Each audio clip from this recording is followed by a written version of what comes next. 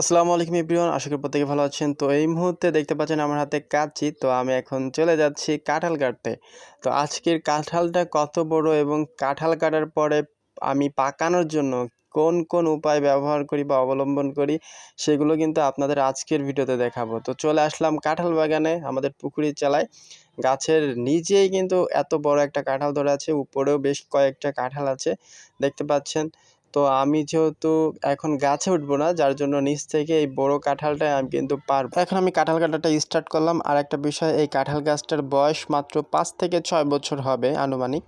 তো দেখতে পাচ্ছেন কাঁঠাল কাটাটা আমার কমপ্লিট হয়ে গিয়েছে। এখন আমি কাঁঠাল কাটার পরবর্তী ধাপগুলো, যেহেতু সামনে ঈদের আগেই আমি ব্যবস্থা নিতে হবে যে কাঁঠালটা কিভাবে পাকানো যায়, যার জন্য আমি পরবর্তী ধাপটা অবলম্বন করছি। আর সেটা কিন্তু আমি হাইড করব না, আপনাদের সামনেই দেখাচ্ছে। ফার্স্ট অফ অল একটা দেখতে পাচ্ছেন কুঞ্চি, আর কি কুঞ্চি বলে, বাসার থেকে কুঞ্চির জোর বেশি।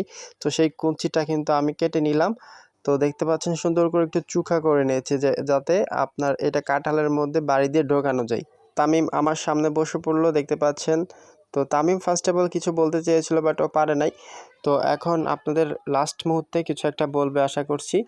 তো এখন হচ্ছে দেখতে পাচ্ছেন লবণ, আমি কিছু লবণ নিয়ে নিচ্ছি, এটা খাবার লবণ।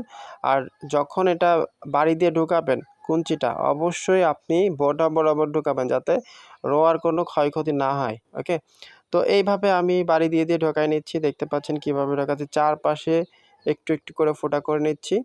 দেন ফোটা কমপ্লিট হয়ে যাবে আমার অতি দ্রুত সময়ের মধ্যে।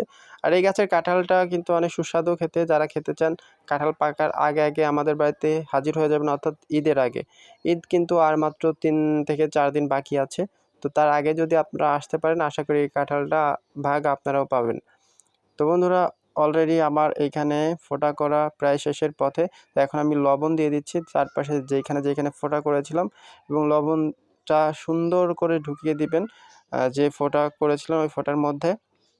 তো আমি সুন্দর মতো চারপাশে লবণটা দিয়ে নিচ্ছি। তো যখন আমি এই কাঁঠালটা ভাঙবো, তখন আরেকটা ভিডিও আশা করি দিয়ে দিব আপনাদের, দেখবেন যে কাঁঠালটা পাকতে কত সময় লেগেছে। দেখতে পাচ্ছেন কত বড় কাঁঠাল। যদি ভিডিওটি ভালো লাগে আপনারা শেয়ার করে দিবেন। ধন্যবাদ।